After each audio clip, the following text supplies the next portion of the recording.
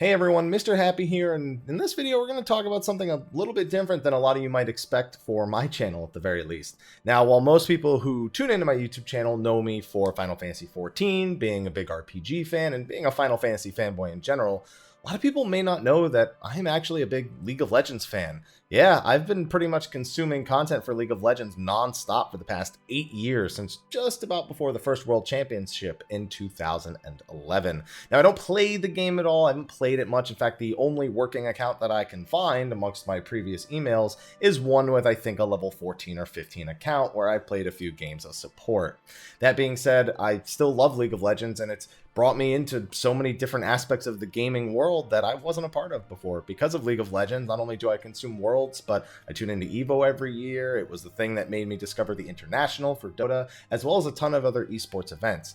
So needless to say, it's important to me, even if I don't play it very much. And so, when League of Legends was celebrating its 10-year anniversary yesterday, at least yesterday of this recording, it was important to me to tune in, and I was very excited with a lot of the things that I saw. And I've been getting a lot of questions if I've seen the event, if I'm excited for any of the things that they announced, or things they only hinted about and didn't really talk about too much, which we'll get into as we go over some of the things that flashed on the screen during the event.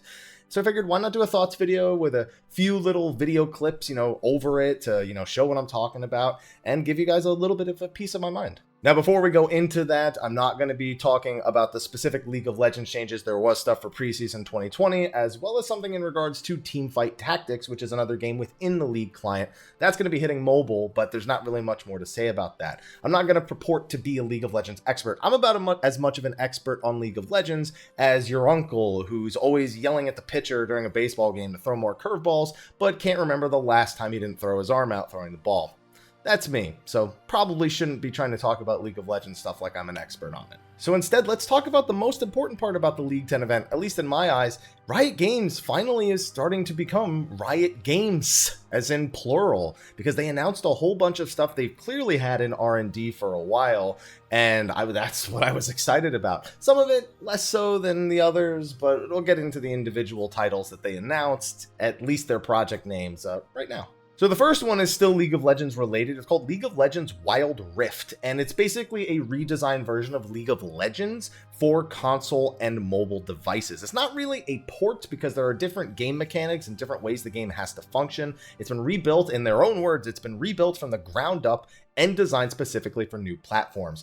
Curious to see how that pans out. Some of the footage shows some things that if you were to see that in a regular League of Legends game, it would be very surprising, such as manually guiding an Ashe arrow. But I'm actually really excited. The irony is I got the Google Stadia on my mind because for some reason I ordered that going into next month.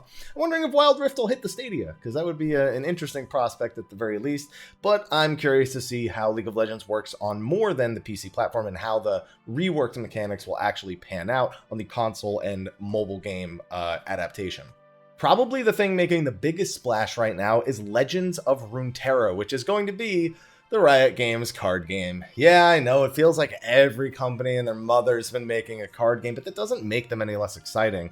Another little tidbit about me, not only have I been regularly attached to League of Legends, its lore, and its competitive scene for the past 8 years, but growing up I was a bit of a card game aficionado. Now, not much with Magic the Gathering. I had some friends who were invested in it, and I quite frankly didn't have the money to get into as many card games as I was already playing, but I like to collect cards at the very least, if not play in leagues like Pokemon, Yu-Gi-Oh!, and even Digimon for a little bit. It's not the normal stuff, but I've skipped some of the card games over the years, especially one in particular that came out a few years ago that I was heavily considering but decided not to for monetary reasons.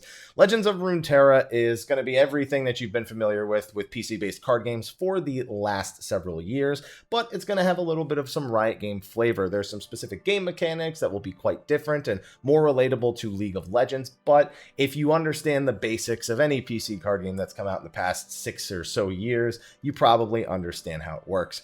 I did sign up for the pre-registration, did not get into the 5-day initial session that they were doing, and so I'll be waiting to give it a shot a little bit later. Some of the big things with Legends of Runeterra are the ability to obtain cards more selectively. You're not just going to be opening packs in order to hope that you get the right cards. You'll be able to use things like wild cards in order to select cards you'll unlock, and the wild cards have different grades, so that way if you have a common wild card, you can unlock more common cards, and if you have the rarer ones, you can unlock rarer cards. You can also specifically work towards making specific cards using stuff that you'll earn from just playing the games generally, on top of free cards every week, and the ability to work towards cards by picking one of 6 different factions from the League universe and working down their, I guess I'll call it progression or mastery line, I suppose. You'll earn experience points for the individual ones, and you can mix and match them and swap them whenever it is that you find appropriate. So a lot of ways to earn the cards without just throwing a ton of dollars at the screen and opening packs, as much as I do love doing that. The next thing on the list is Project A. Now from this point on, we don't have official titles for any of the projects that they're going to be releasing and or working on.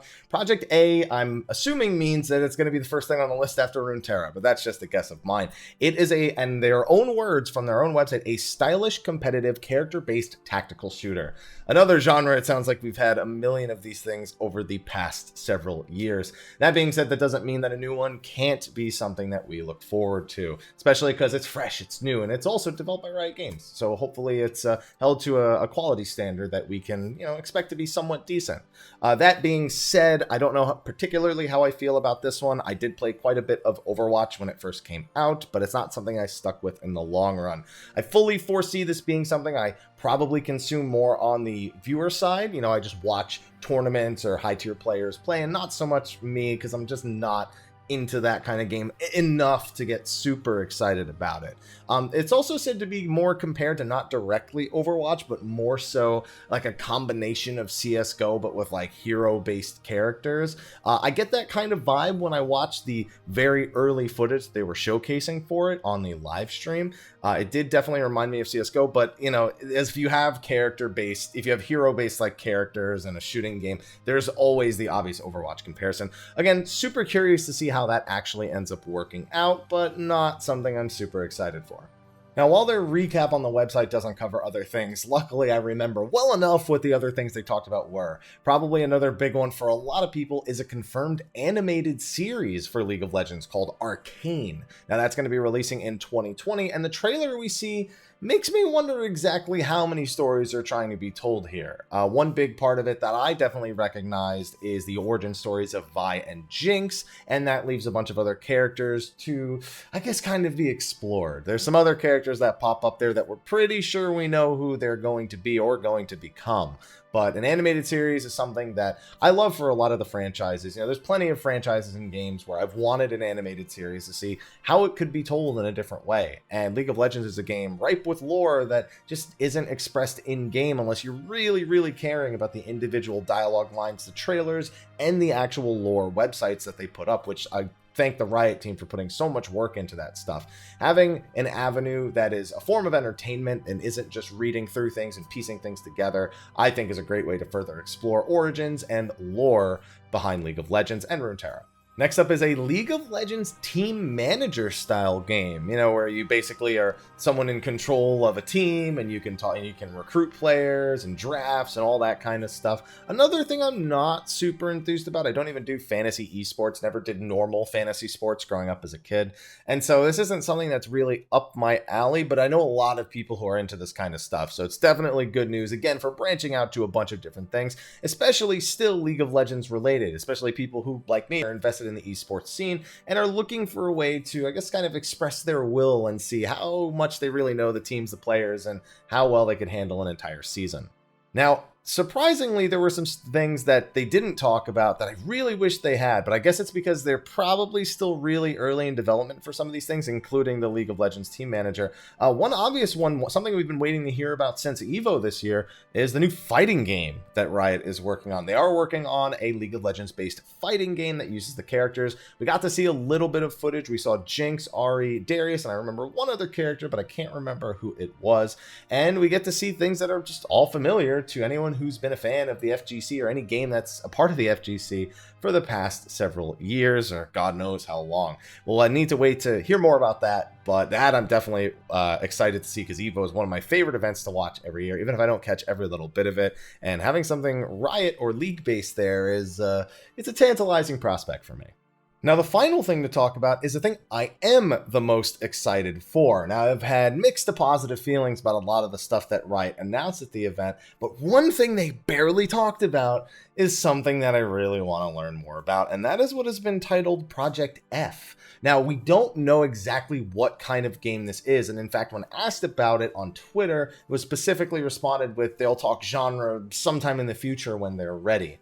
However, during the presentation, during the event, it was stated they were working on a way for you to experience Runeterra, go there, walk around it with your friends. Now, of course, I, as someone who's played MMOs for well over a decade at this point, I heard that and went, that sounds like an MMO. However, I did notice that there was gameplay on the screen during that time and didn't just let the words slip in one ear and close my eyes at the same time. And it looks to be an isometric action RPG. Now, there's not much to say about this because there are MMO variants of this, especially when you go over to Korea. Lost Ark is something people have been waiting for quite some time to come over to the States, and I have played other isometric view MMOs as well that are akin to something in the Diablo franchise. That being said, it really reads to me as more of like a Marvel Heroes style game where you play as these really popular characters from within a world, from within a franchise, and go to locations that you've always dreamed of, fighting enemies that you've always dreamed of fighting in a different setting. They really hammed it up a little bit, talking about things like, watching a Disney movie, and when then you go to Disneyland and it's this like whole surreal experience. It just shows Blitzcrank landing and then Lux firing her ult into a group of enemies and then being wiped out, very action RPG style. And then it shows them kind of just messing around near a campfire, just firing their skills off, looking at the animation, some really basic stuff.